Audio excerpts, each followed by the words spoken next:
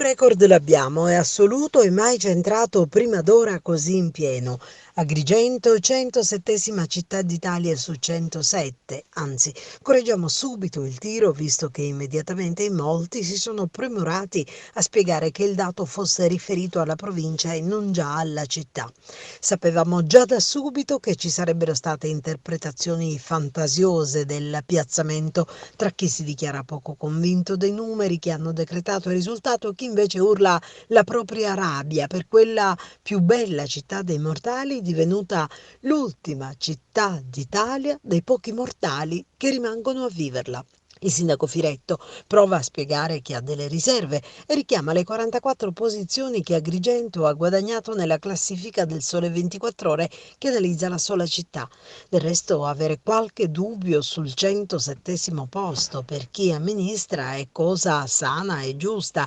perché diversamente significherebbe il fallimento totale di un progetto politico per la crescita del territorio.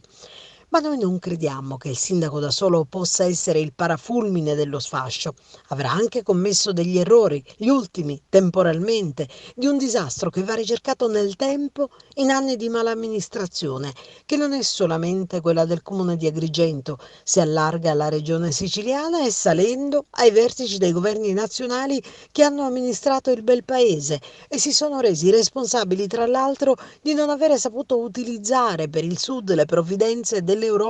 per fare crescere l'Italia. E di fronte a quel drammatico 107° posto in classifica, che sia della città o della provincia poco conta,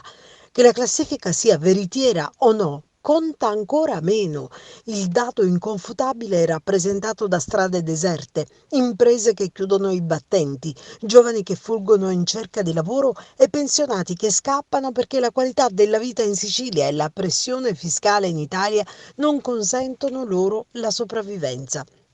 Detto questo, il 107° posto ci sembra più che meritato, così come lo sono le ultime posizioni di tutte le città della Sicilia, senza alchimie numeriche né dubbi, verso un sistema che decreta il fallimento di apparati che tra prebende e orticelli garantiscono oramai solo una cosa: l'incapacità di governare e di trasformare i bei progetti in realtà.